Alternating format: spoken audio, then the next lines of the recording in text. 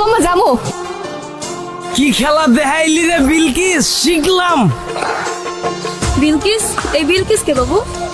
আমার এক্সা ছিল, ওই কই তো কাম কাজ যে করো না, ভবিষ্যতে তো তোমার রিক্সা লয়ে বাইরিতে হইব। এখন শুনছি ওই বলে রিক্সা লয়ে বাইরিছে, মায়া লাগে রে বিলকিস।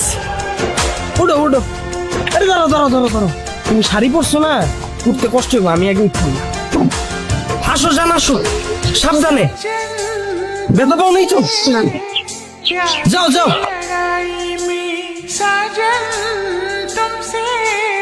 বুঝলা জান, ইতিহাস সাক্ষী, কেউ কাউরে ঠকায়া শান্তিতে থাকতে পারে নাই। পরিস্থিতি এক সময় না এক সময় হাতে হ্যান্ডেল আর পায়ে প্যাডেল ধরাই দেয়, আর অনেক সময় হাতে থালাও ধরাই দেয়।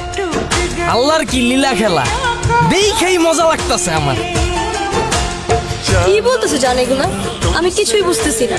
তোমার বোঝা লাগবো না, যার বুঝার হ্যাঁ ঠিকই বুঝতেছে।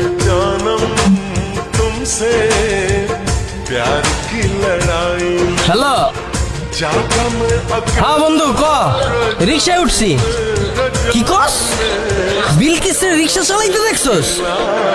আরে হ বেটা, আমিও দেখছি, মায়াটা পুরা মান সম্মান সব খাইয়া দিছে। হ্যাঁ মামা, রাখ রাখ রাখ।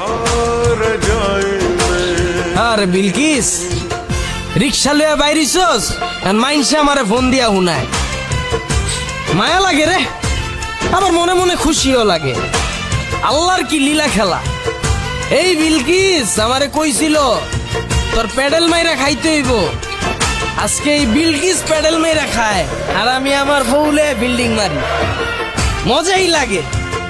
কত বুঝাইছিলাম, বিলকিস আমারে ধুইয়া যাইস না বিলকিস, একদিন পস্তাবি, আমি একদিন সফল হমই, তখন তোরা রানীর মতো করে রাখমু।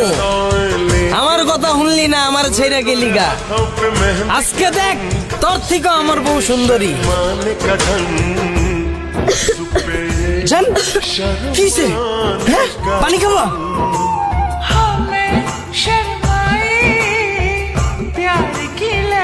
যাও তুমি যাও।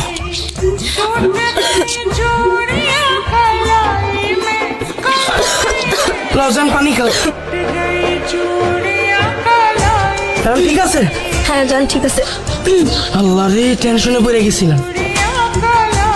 আরে বিলকিস রে, কত বুঝাইছিলাম তোরে, আমারে তুই যাইস না, আমার মতো কেয়ার তোরে কেউ করতে পারবো না।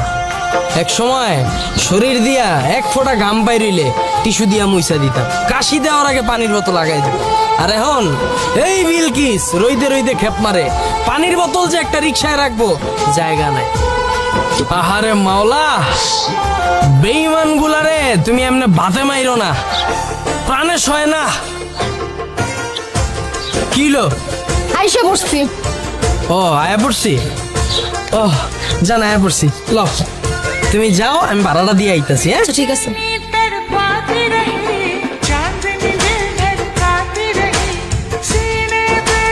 দেখো, তোমার সাথে আমার যা কিছু ছিল তা নতুন করে কেন তুলতেছো? আমি একটা মেয়ে মানুষ, আমি রিক্সা চালাচ্ছি, তার পিছনে নিশ্চয়ই কোনো বড় একটা কারণ আছে। আর কোনো বড় কারণ না থাকলে না, মেয়ে মানুষ রিক্সা নিয়ে রাস্তায় নামে না। তো কি হইছিল ওই দিন? তুমি আমার ছেড়ে চলে গেছিলা কেন, আর যোগাযোগ কেন বন্ধ করছিলা? তুমিই বলো, আমি কোনো শান্তিতে ছিলাম? তুমি সারাটা দিন সিগারেট টানতে, তোমার তো কোনো চিন্তা ভাবনাই ছিল না একটা চাকরি বাকরি জোগাড় করবা, এরকম কোনো চিন্তা ভাবনাই আমি তোমার মধ্যে দেখতাম না। আর ওইদিকে আমার বাবা মা প্রত্যেকটা দিন আমাকে প্রেশার কিট করতো বিয়ের জন্য। আমি তোমাকে কত কথা বলছি, কত বোঝানোর চেষ্টা করছি, তুমি কখনো আমার কথা শুনছো, আমার কথা বোঝার চেষ্টা করছো? আর কি বললো? আমি তোমাকে রিক্সা চালাতে বলছি। আমি তোমাকে কেন রিক্সা চালাতে বলছি? কারণ তুমি কোনো কাজকর্ম করতে না, তুমি কোনো কিছুতে সিরিয়াস ছিল না, এই জন্য আমি তোমাকে রিক্সা চালাতে বলছি। সবই ঠিক আছে, আমি বুঝলাম। তুমি আর কিছুদিন তো ওয়েট করতে পারতা, তাহলে তো আজকে তুমি রাজরানীর মতো থাকতা। তুমি সফল কেন হয়েছো জানো? আমার জন্য।